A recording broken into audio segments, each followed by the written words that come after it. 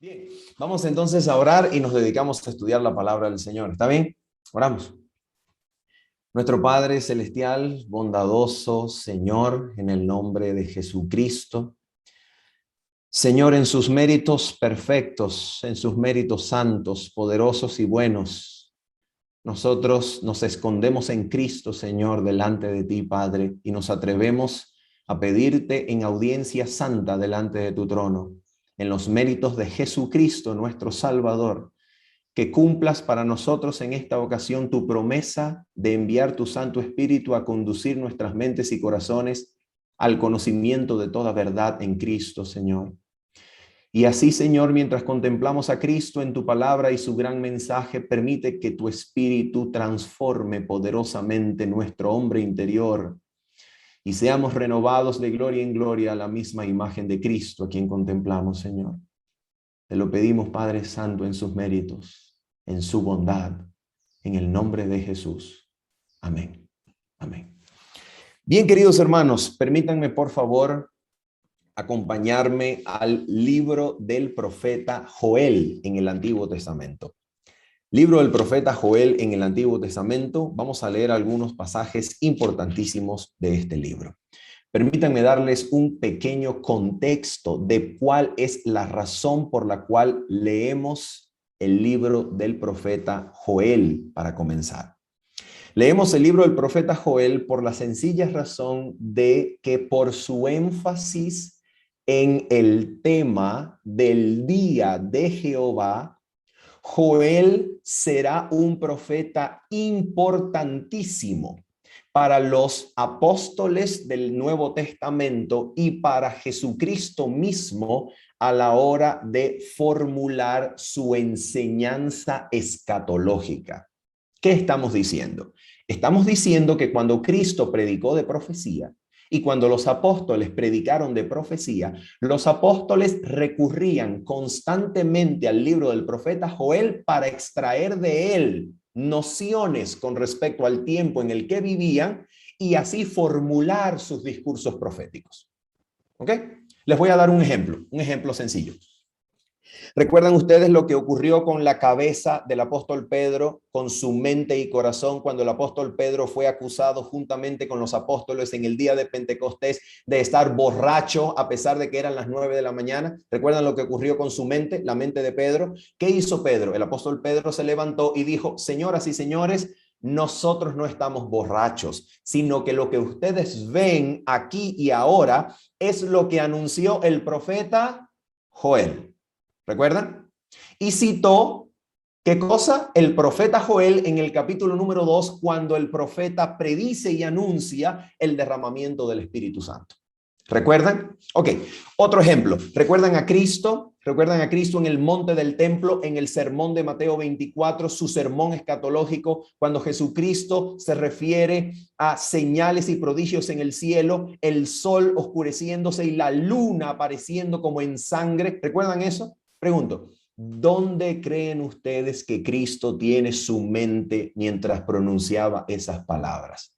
Cristo tenía su mente en el libro del profeta Joel. ¿Ok? Ahora, lo que nosotros vamos a descubrir de manera súper interesante en este primer tema es que el apóstol Juan, cuando le dio forma al libro del Apocalipsis, inspirado por el Espíritu Santo, el apóstol Juan también tenía su mente en ciertos pasajes del libro del profeta Joel a la hora de formular su discurso profético de Apocalipsis, capítulo número 7 y capítulo número 14. Así que vamos a leer el libro del profeta Joel y vamos a mirar algunos pasajes muy, pero muy importantes de este libro. ¿Ok? Acompáñenme, por favor, a Joel capítulo número 2. Joel capítulo número 2, versículos 10 y 11. Joel capítulo número 2, versículos 10 y 11. Mira lo que dice el texto de la Sagrada Escritura. Dice así, estoy leyendo la Reina Valera de 1960. Cuando cambie de versión o si es necesario acuñar, mencionar alguna frase textual, lo diremos. Pero estamos leyendo la Reina Valera de 1960. Leemos así.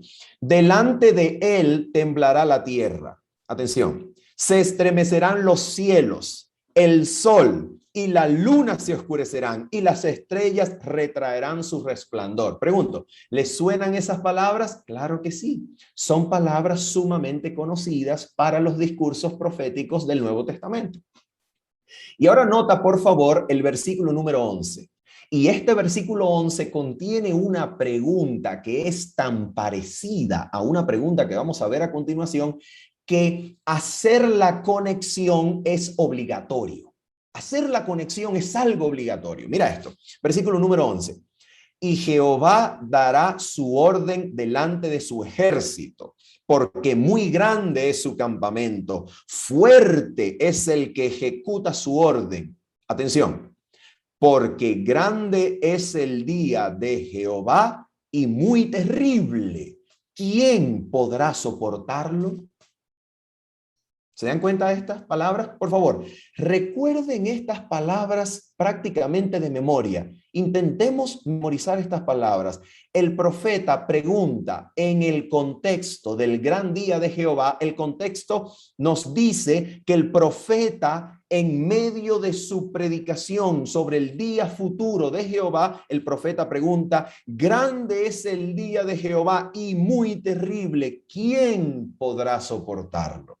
Bien, entonces el profeta, después de estos versículos, comienza a mostrar lo que el pueblo debería hacer para arrepentirse delante del Señor, y el profeta termina el capítulo número 2 con una nota positiva, con una nota esperanzadora acerca de la posibilidad de que Jehová el Señor desista de lo que había pensado hacer a Jerusalén, de que el Señor desista de la destrucción que pensaba traer sobre su pueblo.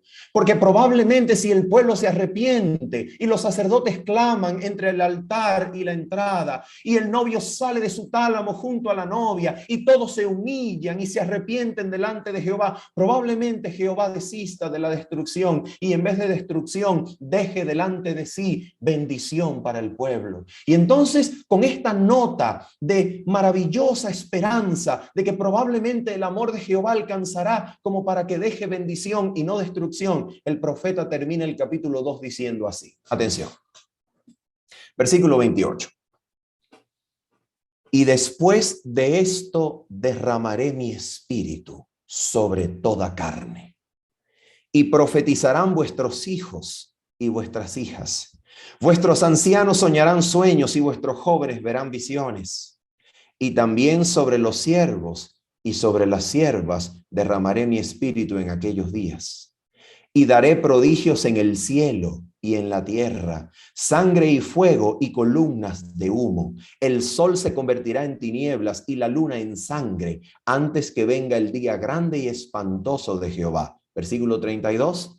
Y todo aquel que invocare el nombre de Jehová será salvo, porque en el monte de Sión y en Jerusalén habrá salvación, como ha dicho Jehová, y entre el remanente al cual él habrá llamado.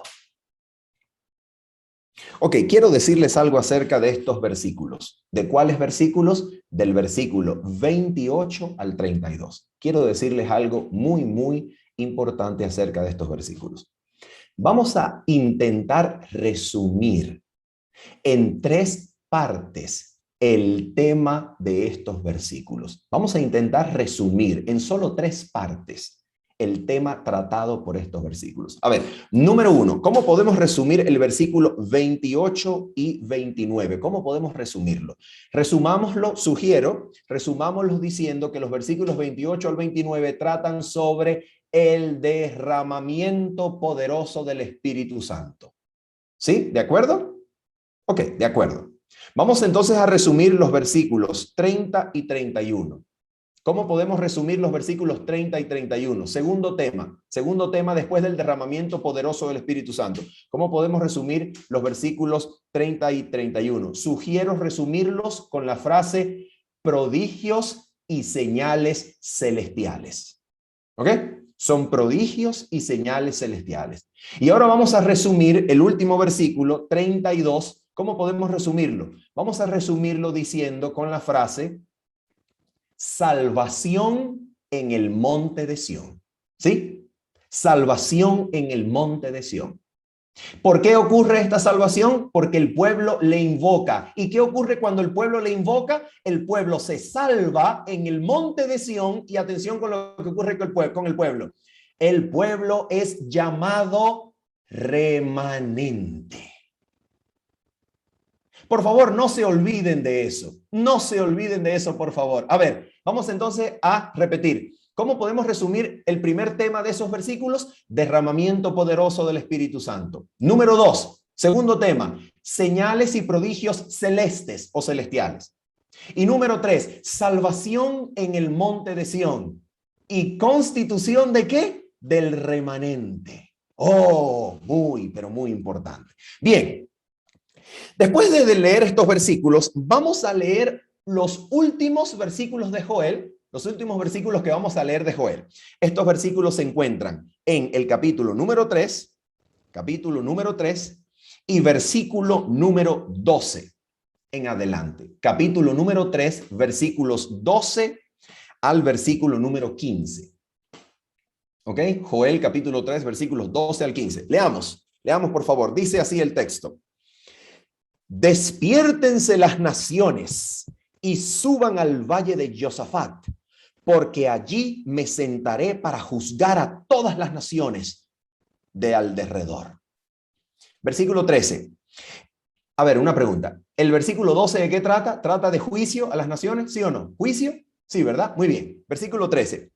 Echad la hoz, porque la mies está ya madura. Venid, descended, porque el lagar está lleno. Rebosan las cubas, porque mucha es la maldad de ellos. Muchos pueblos en el valle de la decisión, porque cercano está el día de Jehová en el valle de la decisión.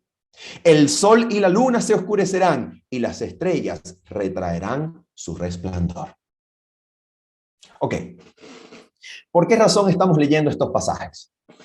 Estamos leyendo estos pasajes para que podamos darnos cuenta de manera clara y con la mente bien fresca en estas imágenes textuales del libro del profeta Joel, para que teniéndolas bien frescas en nuestras mentes, nosotros ahora podamos abrir nuestras Biblias en el libro del Apocalipsis y ver la manera en la cual este libro construye sobre los temas y motivos teológicos del libro del profeta Joel. ¿Ok? Bien, vamos entonces a Apocalipsis. Apocalipsis capítulo número 6. Apocalipsis capítulo número 6. Y vamos a leer lo que constituye el texto que se dedica al sexto sello. Esto es Apocalipsis capítulo número 6, versículos 12 en adelante. Apocalipsis capítulo número 6, versículos 12 en adelante. Estamos leyendo lo que pertenece al sexto sello. Mira lo que dice la palabra de Dios. Dice así. Miré cuando abrió el sexto sello y he aquí hubo un gran terremoto. Y el sol se puso negro como tela de silicio y la luna se volvió toda como sangre. Y las estrellas del cielo cayeron sobre la tierra, como la higuera deja caer sus higos cuando es sacudida por un fuerte viento. Y el cielo se desvaneció como un pergamino que se enrolla, y todo monte y toda isla se removió de su lugar. Les hago una pregunta. Estas palabras, queridos hermanos, ¿se parecen a las palabras del libro del profeta Joel? Oh, sí. Oh, sí. Específicamente, ¿se parecen a qué palabras? Joel capítulo número 2, versículos 10 y 11. Joel capítulo 2, versículos número 30, 31. Joel capítulo número 3, versículos 14 y 15. ¿Cierto? Ok. Leamos ahora, por favor, los siguientes textos. Versículo 15 al 17. Y los reyes de la tierra y los grandes, los ricos, los capitanes, los poderosos y todo siervo y todo libre se escondieron en las cuevas y entre las peñas de los montes. Y decían a los montes y a las peñas: caed sobre nosotros y escondednos del rostro de aquel que está sentado sobre el trono. Atención, por favor, con las palabras que vienen, importantísimas. Y de la ira del Cordero, porque el gran día de su ira ha llegado, y ¿quién podrá sostenerse en pie? Les hago una pregunta. ¿Se parecen esas palabras a Joel capítulo 2, versículo 10 y 11? ¿Se parecen esas palabras? En Venezuela, chistosamente tenemos una frase que cuando algo se parece muy, muy parecido, decimos: se parecen igualitos. ¿Se dan cuenta? Es decir, son exactamente las mismas palabras. En pocas palabras, Juan el apóstol está inspirado por el Espíritu Santo, tomando las palabras del profeta Joel, aplicándolas al momento histórico del sexto sello. Y lo que es más importante de todo es que el capítulo número 6 finaliza con una pregunta que es exactamente igual a la pregunta de Joel capítulo 2, versículo 11. Y la pregunta es: ¿cuál es la razón de este parecido? ¿Cuál es la razón de esta conexión? ¿Cuál es la razón de esta alusión textual al libro de Joel? Miren la razón. Les hago una pregunta. ¿Cuál será la respuesta de la pregunta del versículo número 17? Recordemos la pregunta, vamos a recordarla. Porque el gran día de su ira ha llegado, y ¿quién podrá sostenerse en pie? Pregunto, ¿cuál es la respuesta a esa pregunta? ¿Dónde está la respuesta? Queridos amigos, la respuesta está en el capítulo número 7. Los que se sostendrán en pie en el gran día de la ira del Cordero son los 144,000. Los 144,000 sellados precisamente son sellados para poder sostenerse en pie en el gran día de la ira del Cordero. Por esa razón se les sella, y se les sella porque Dios dice a los ángeles: no soltéis los vientos hasta que hayamos sellados a los siervos del Señor en sus frentes, ¿verdad? Y entonces pueda venir destrucción. ¿Se dan cuenta? Entonces, pregunto,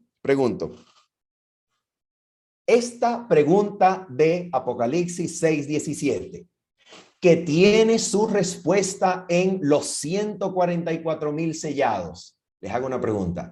¿Creen ustedes que es la misma respuesta a las preguntas del libro del profeta Joel si trasladamos esas palabras al tiempo del fin? Claro que sí. Es exactamente la misma respuesta. La misma respuesta que Juan formula en el capítulo número 7, respondiendo que los 144,000 sellados son los que podrán sostenerse en pie en el gran día de la ira, es exactamente la misma pregunta de Joel capítulo número 2. Y les hago una pregunta. A ver, si no conociéramos el libro del Apocalipsis, si no lo conociéramos, ni lo hubiésemos leído, y queremos preguntarle al profeta Joel, le preguntamos así: profeta Joel, por favor dinos y respóndenos, ¿quién podrá sostenerse en pie en el día de la ira de Jehová? En el día de Jehová, ¿quién podrá sostenerse en pie, profeta Joel? ¿Qué creen ustedes que el profeta Joel nos respondería? ¿Saben lo que el profeta Joel nos respondería? Atención con lo que voy a decir. Si las palabras de Apocalipsis capítulo 6, versículo 12 en adelante, son exactas a las palabras de Joel 2:10 y a las palabras de Joel 2:30 y 31, lo que el profeta Joel nos diría es que los que puedan sostenerse en pie en el día de Jehová son aquellos que reciben la lluvia del Espíritu Santo y son remanente de Israel. ¿Se dan cuenta? El remanente de Jehová que invoca el nombre de Jehová en el monte de Sión y encuentra salvación, habiendo recibido la lluvia del derramamiento del Espíritu Santo, son el remanente de Israel. Y pregunto algo: ¿de dónde viene la palabra remanente? La palabra remanente significa el resto, el residuo. La palabra remanente significa lo que queda. Y yo pregunto, Lo que queda, ¿dónde y en qué circunstancia? Lo que queda en pie en el día de la destrucción. Lo que queda en pie en el día de la destrucción, la Biblia le llama remanente. ¿Se dan cuenta? Ahora bien, les hago una pregunta. Como ustedes conocen el libro del Apocalipsis, la pregunta es, ¿dónde se encuentra la única otra vez en todo el libro del Apocalipsis en donde aparecen el número 144,000 sellados? ¿Dónde aparece ese texto? Después del capítulo número 7, Apocalipsis vuelve a repetir el número solamente una vez más. ¿Dónde está eso? En el capítulo 14 del libro de Apocalipsis. Así que por favor acompáñenme al capítulo 14 del libro de Apocalipsis. Libro del Apocalipsis, capítulo número 14. Y por favor vamos a leer juntos el capítulo 14 y el versículo número 1. Capítulo 14, versículo número 1. Vamos a leer, por favor. Dice así la palabra del Señor. Después miré y he aquí el Cordero estaba en pie. ¿Dónde? Sobre el monte Sión. Pregunto, ¿es casualidad que aparezca el Cordero en pie sobre el monte de Sión? No, no es casualidad. Es casualidad que antes de preguntar ¿quién podrá sostenerse en pie en el gran día de la ira? Y las respuestas sean los 144,000 sellados. ¿Es casualidad que el profeta Juan mencione las señales y prodigios celestes de Joel capítulo 2? No es casualidad.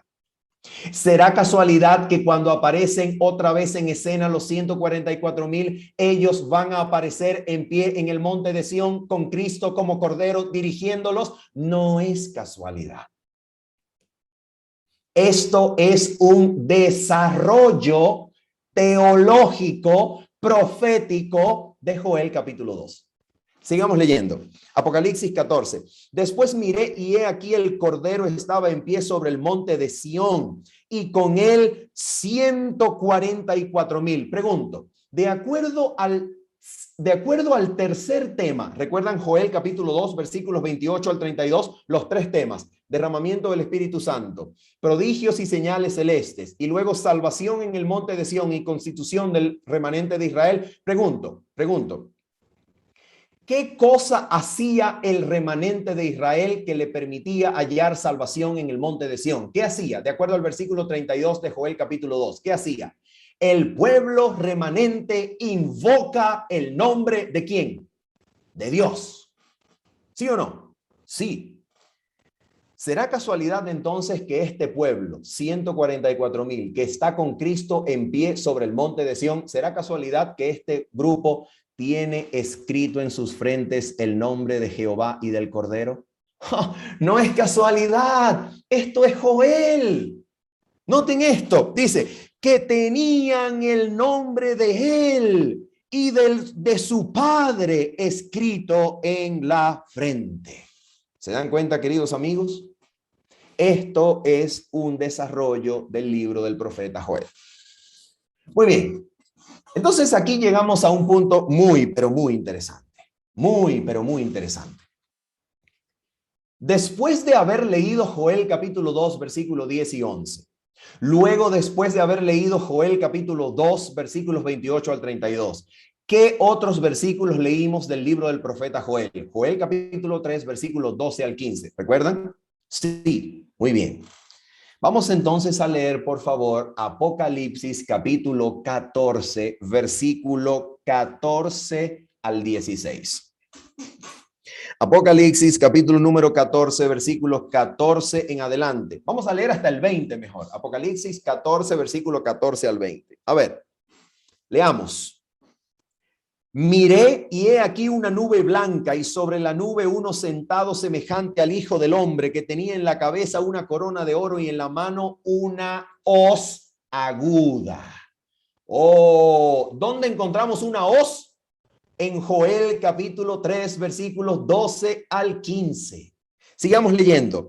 Y del templo salió otro ángel clamando a gran voz al que estaba sentado sobre la nube. Mete tu hoz, pregunto. ¿Cómo decía la voz allá en Joel capítulo 3?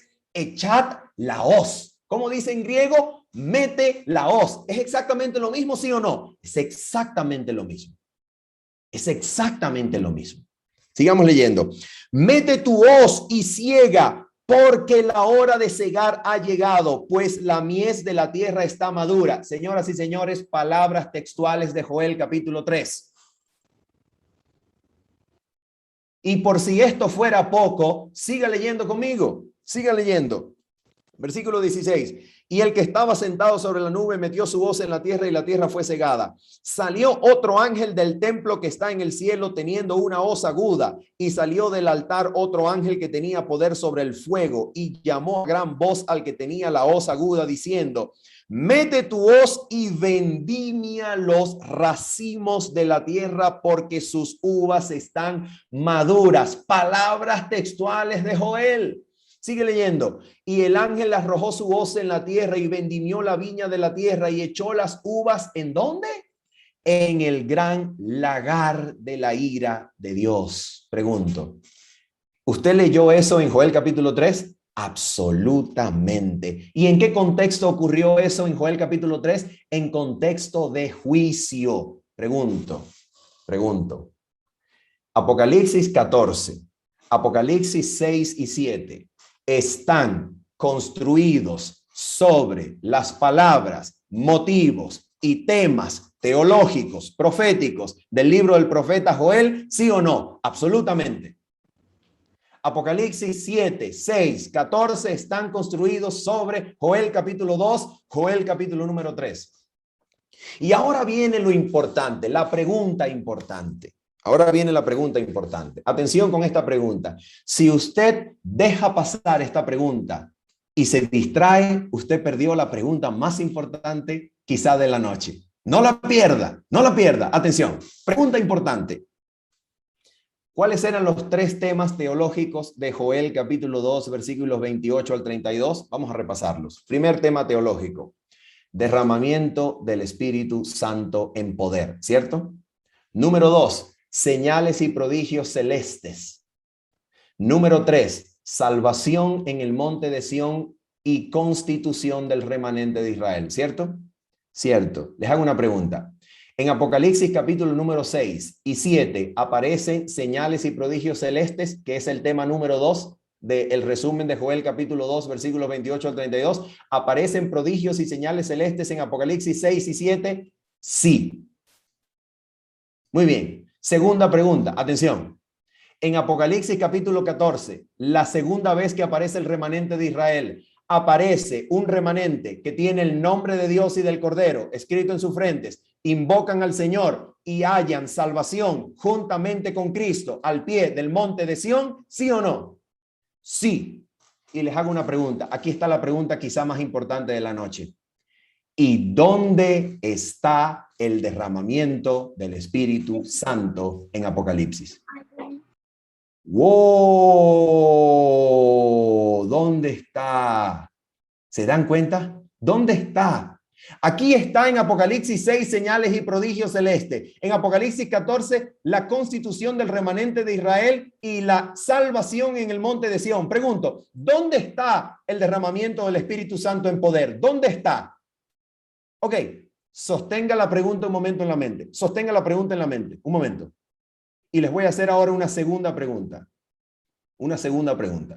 Ok. Apocalipsis capítulo 14, versículo número 15 y 16. Por favor. Apocalipsis capítulo 14, versículo 15 y 16. Vamos a leer. Dice así. Y del templo salió otro ángel clamando a gran voz al que estaba sentado sobre la nube: mete tu hoz y ciega, porque la hora de cegar ha llegado, pues la mies de la tierra está madura. Y el que estaba sentado sobre la nube metió su hoz en la tierra y la tierra fue cegada. Ok, esta es la segunda pregunta. Atención. La mies madura, ¿qué cosa es? La mies madura es el trigo madurado, ¿sí o no? Claro. La mies madura es el grano de trigo madurado. Ok, ahora noten esto. ¿Qué cosa es lo que estamos leyendo en Apocalipsis 14, versículos 15 y 16? Estamos leyendo la venida de Cristo a la tierra conforme a una metáfora agrícola. Voy a repetirlo en otras palabras. Juan en el Apocalipsis está comparando la venida de Cristo con la venida del segador para recoger el trigo maduro y guardarlo en el granero. ¿Sí o no? Sí, eso es lo que estamos viendo. Ok, ahora noten esto. ¿Qué cosa como fenómeno agrícola es lo que madura el trigo para que esté listo para ser arrancado? ¿Qué madura el trigo? La lluvia tardía, porque la temprana es la que se usa para sembrar el grano de trigo. Y la tardía es la que madura el trigo para que sea segado. Ahora voy a responder. Atención. Las dos preguntas las vamos a responder en una sola. Las dos preguntas en una sola. Ok, esta es la pregunta. ¿Dónde está el derramamiento del Espíritu Santo? Y número dos, ¿qué cosa en Apocalipsis 14 ejerce la función de madurar el trigo que aparece maduro en Apocalipsis 14, versículos 15 al 16? Señoras y señores, usted une esas dos cosas y la única respuesta posible es el triple mensaje angélico. El mensaje de los tres ángeles con énfasis en el tercero es el derramamiento del Espíritu Santo para madurar el trigo y ser llevado al granero celestial. El derramamiento del Espíritu Santo prometido por Joel, capítulo número 2, versículo 28 en adelante, se cumple en el ministerio de los tres ángeles que predican el evangelio eterno a todos los moradores de la tierra. Habiendo dicho esto, voy a compartir unas citas que se encuentran en el espíritu de profecía. ¿Ok? Vamos a compartir acá brevemente. Muy bien. Aquí las tenemos. ¿Usted está viendo mi pantalla? ¿Sí? ¿Está viendo mi pantalla? Muy bien. Vamos entonces a leer lo que aquí dice. Ok, voy a leer en primer lugar la cita que se encuentra en la revista Review and Herald del 29 de marzo de 1892. La señora White, inspirada mensajera del Espíritu Santo para este tiempo y en especial para el remanente de Israel, dice así, atención. No tengo un tiempo específico del cual hablar sobre cuándo sucederá el derramamiento del Espíritu Santo.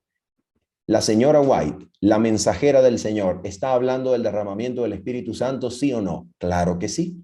Y miren lo que sigue diciendo. Dice así, no tengo un tiempo específico entonces sobre cuándo qué, sobre cuándo sucederá el derramamiento del Espíritu Santo. Ahora notan. Cuando el ángel poderoso descienda del cielo, ¿qué ángel poderoso que desciende del cielo es ese? Es el ángel de Apocalipsis 18, el ángel poderoso que desciende del cielo y alumbra la tierra con la gloria de Dios. Y ahora mira cómo ella conecta estos tres temas. ¿Cuáles temas? El tema del derramamiento del Espíritu Santo, el tema de Apocalipsis 18 y ahora nota, y se una ¿quién? El mensaje, el poder del ángel que desciende en el capítulo 18 del Apocalipsis, ¿se una con qué? Se una con el tercer ángel en la terminación de la obra para este mundo. Señoras y señores, lo que nosotros estamos leyendo después de la primera coma de este párrafo es lo que el Espíritu Santo reveló al espíritu de profecía, a la mensajera del Señor, acerca del significado del derramamiento del Espíritu Santo. ¿Qué cosa es el derramamiento del Espíritu Santo? El derramamiento del Espíritu Santo es el descenso poderoso del ángel del Apocalipsis 18, que se une con el mensaje del tercer ángel para finalizar la obra en este mundo. Eso es lo que la señora White entendió como derramamiento del Espíritu Santo. Y ahora nota lo que dice ella en la segunda cita. En la segunda cita, ella dice lo siguiente. Esta se encuentra en el manuscrito 52 del año 1900. Mira lo que ella dice. Deben combinarse los mensajes de los tres ángeles. Aquí hay un pequeño error. Debería decir tres, dice tes, pero usted lea tres. Ok, deben combinarse los mensajes de los tres ángeles. Y ahora dice, dando su triple luz al mundo. Atención con lo que va a decir ahora. Dice Juan en el Apocalipsis, dos puntos. Vi a otro ángel descender del cielo con gran poder y la tierra fue alumbrada con su gloria. Pregunto, ¿dónde está eso en el libro del Apocalipsis? Ese es Apocalipsis 18 y el mensaje poderoso que desciende del cielo. Y ahora nota esto, mira lo que ella dice ahora. Esto representa, ¿representa qué? El descenso del ángel poderoso de Apocalipsis 18, que de acuerdo con la primera cita es exactamente lo mismo que el derramamiento del Espíritu Santo, representa ¿qué? Escucha, esto representa la proclamación del último y triple mensaje de amonestación para el mundo. ¿Se dan cuenta lo que la mensajera del Señor comprendió en relación con el derramamiento del Espíritu Santo y el triple mensaje angélico con énfasis en el mensaje del tercer ángel? ¿Se dan cuenta? A ver, vamos a decir de manera clara lo que estamos queriendo decir. Vamos a decirlo de manera totalmente clara.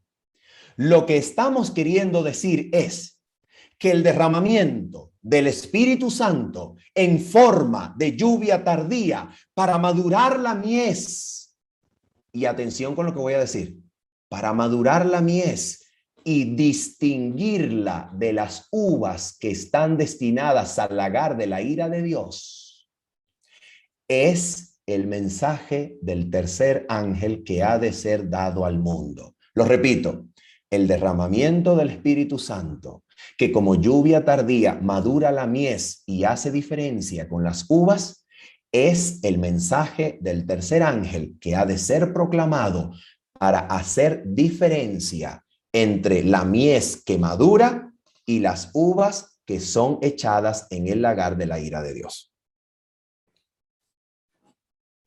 ¿Cuál es la función del mensaje del tercer ángel? Número uno, la función del mensaje del tercer ángel es levantar, madurar, preparar, constituir al remanente de Israel que como trigo madurado esté listo para ser trasladado y llevado ¿a dónde? Al reino celestial. ¿Ok? A ver, segunda función del mensaje del tercer ángel. Hacer diferencia, hacer distinción, hacer discernimiento entre quienes son trigo madurado y quienes son uvas destinadas al lagar de la ira de Dios. En otras palabras, el mensaje del tercer ángel es lo que causa el zarandeo, que hace diferencia entre el trigo y las uvas. Si usted quiere, entre el trigo y la cizaña. Número tres. El mensaje del tercer ángel es el contenido de lo que ha de ser proclamado al mundo con el poder del ángel que desciende del cielo para transformar el mensaje del tercer ángel en un fuerte pregón que ilumina la tierra con la gloria de Dios. Número 4, El derramamiento del Espíritu Santo no es la venida del Espíritu con poder que me va a ayudar a mí a vencer los defectos que no he vencido todavía. No es el derramamiento de un poder que me va a ayudar a mí a no hablarle ya mal a mi esposa o a mi esposo, que me va a ayudar a mí a no comer lo que como y sé que no debo comer, que me va a ayudar a mí a apartarme de ese vicio que carcome mi alma, que me va a ayudar a mí a apartarme de esa muchacha, de ese muchacho que no me hace bien, que me va a ayudar a mí a tener un hogar saludable. El descenso del Espíritu Santo no es eso. El descenso del Espíritu Santo es, atención, la consolidación en el mensaje del tercer ángel que es predicado con poder para alumbrar la tierra con la gloria por parte de quienes aprovecharon el poder del Espíritu Santo que estaba disponible ya desde hoy para ellos.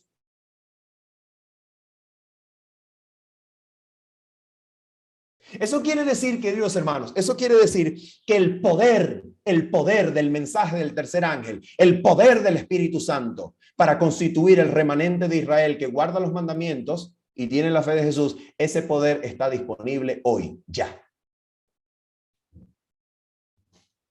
Y ahora nota esto. Vamos a finalizar esta presentación haciendo dos conexiones. Dos conexiones. Primera conexión. Esta primera conexión es con el texto bíblico. Y la segunda conexión es con el espíritu de profecía. Ok, primera conexión de lo que hemos dicho en relación con el texto bíblico. A ver, una pregunta. Si el mensaje del tercer ángel es el mensaje que prepara al trigo que aún no está maduro, para que esté maduro, para que esté listo para ser arrancado y trasladado al granero celestial, si el mensaje del tercer ángel es lo que constituye, lo que logra madurar al trigo para que esté listo y preparado para el reino celestial, ¿será que el mensaje del tercer ángel tiene algo que ver con el mensaje del testigo fiel a la Odisea? Oh, absolutamente sí. ¿Por qué sabemos eso? ¿Por qué lo decimos? Porque si el mensaje del tercer ángel es el último mensaje que prepara al mundo y madura la iglesia de Dios para que esté lista para ser trasladada al granero, si el mensaje del tercer ángel es lo que logra constituir al remanente de Israel que guarda los mandamientos y tiene la fe de Jesús, si el mensaje del tercer ángel es lo que prepara al pueblo, les hago una pregunta. ¿Cuál es la función del mensaje de Cristo a la Odisea? Del mensaje del testigo fiel a la Odisea. ¿Cuál es la función de ese mensaje? Vamos a leerlo. Apocalipsis capítulo número 3. Vamos a ver cuál es la función del mensaje de Cristo a la Odisea. Apocalipsis capítulo número 3. Apocalipsis capítulo número 3.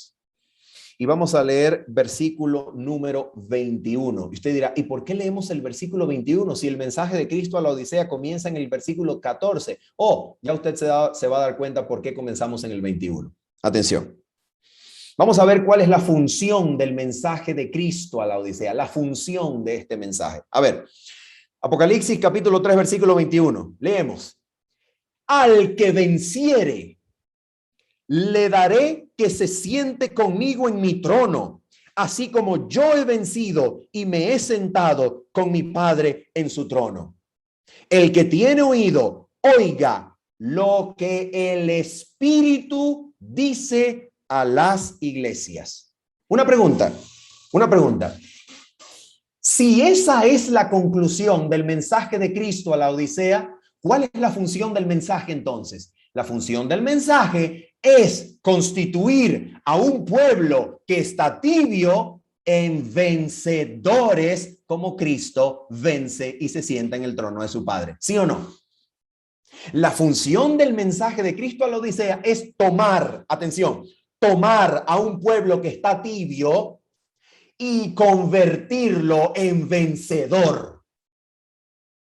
Les hago una pregunta. ¿Cómo se convierte ese pueblo tibio en vencedor? ¿Cómo se convierte el pueblo tibio en vencedor? Aceptando el mensaje de Cristo a la Odisea. Cuando el pueblo acepta el mensaje de Cristo, el pueblo tibio se convierte en vencedor. Y eso es exactamente lo mismo que oír lo que el Espíritu dice a quién. a la iglesia. ¿Se da cuenta? Entonces, una pregunta. ¿Qué es entonces lo que significa el mensaje de Cristo a la Odisea y el mensaje del tercer ángel? ¿Cuál es su contenido? ¿Cuál es el contenido del mensaje de Cristo a la Odisea y el contenido del mensaje del tercer ángel? ¿Cuál es el contenido de estos mensajes? A ver, vamos a ver cuál es el contenido. Versículo número 18. Versículo número 18 de Apocalipsis capítulo 3. Versículo número 18 de Apocalipsis capítulo 3. A ver, dice el versículo 18. Por tanto, yo te aconsejo que de mí compres oro refinado en fuego para que seas rico, y vestiduras blancas para vestirte, y que no se descubra la vergüenza de tu desnudez, y unge tus ojos con colirio para que veas. Una pregunta. Si estas tres frases, que de acuerdo con el texto son oro refinado en fuego para hacerte rico. Número 2, vestiduras blancas para cubrir la vergüenza de tu desnudez. Número 3, colirio para que disciernas y veas. Si usted las pudiera resumir en un solo tema, ¿cómo lo resumiría? Es el mensaje de la justicia de Cristo, que no es otra cosa que el mensaje de la justificación por la fe, oro refinado en fuego, justicia que viste de ropas blancas y ojos para ver lo que es la podredumbre humana, imposible de cumplir una sola letra de la ley a menos que sea por el Espíritu que unge con colirio. Y si usted pudiese resumir el mensaje del tercer ángel en una sola frase, ¿cómo lo resume? Oh, vamos a hacer la segunda conexión. ¿Recuerdan? Primera conexión con la Biblia, segunda conexión con el espíritu de profecía. Terminamos con esta cita del espíritu de profecía. Hagamos la conexión. Vamos a ver lo que dice. Vamos a ver lo que dice acá. A ver, regálenme un segundito para yo salirme de esta presentación. Ustedes no están viendo mi pantalla ahorita, ¿verdad? No están viendo. Ok, muy bien. Vamos entonces a compartir esta cita que tengo aquí. Ahora sí ustedes van a poder ver mi pantalla. Ok, vamos a leer entonces esta cita. Vamos a ver esta segunda conexión. Elena de White escribe en la Review and Herald el 1 de abril de 1890. Varios me han escrito preguntándome si el mensaje de la justificación por la fe es el mensaje del tercer ángel. Y he contestado, es el mensaje del tercer ángel en verdad. Pregunto, para la señora White, el mensaje del tercer ángel y el mensaje de Cristo a la Odisea, ¿es uno y exactamente el mismo mensaje? Absolutamente. Para la señora White, el mensaje de la justificación por la fe es el mensaje del tercer ángel y es el mensaje que convierte un pueblo tibio en un pueblo vencedor como Cristo.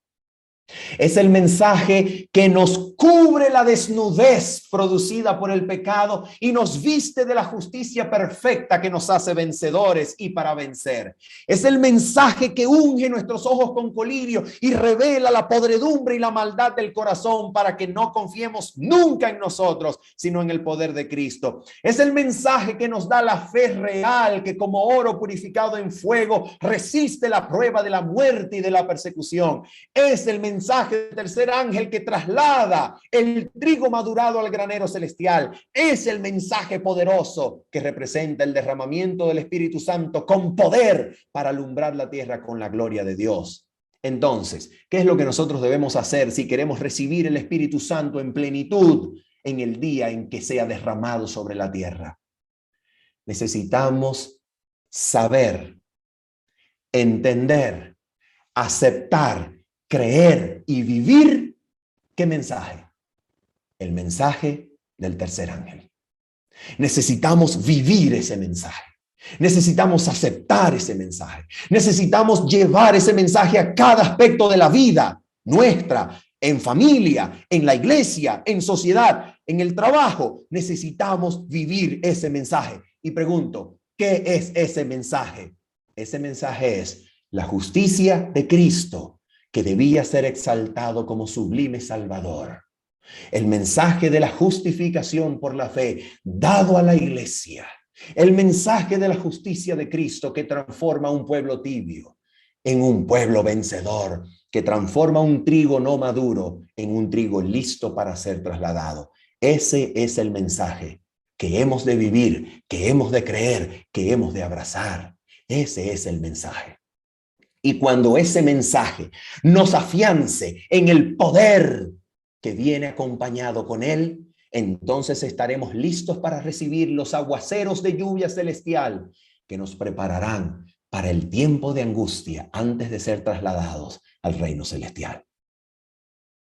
Hermanos, que el Señor nos bendiga y el Señor nos ayude a vivir este precioso mensaje. ¿Y de qué trata? A ver, ¿de qué trata este mensaje? A ver, predicador, ¿de qué trata este mensaje de la justicia de Cristo? Pues eso es lo que vamos a hacer mañana y todos estos días. Vamos a estudiar el mensaje de la justicia de Cristo. Vamos a estudiar el mensaje de la justificación por la fe, para que usted, si está tibio, se convierta en vencedor. Para que usted, si todavía es un trigo no maduro, madure y esté listo para irse al granero celestial. Si usted es un hijo de Dios, escuche el mensaje del testigo fiel y crezca y viva a la gloria de Dios que en Cristo Jesús dimana poderosamente. Dios les bendiga y les guarde.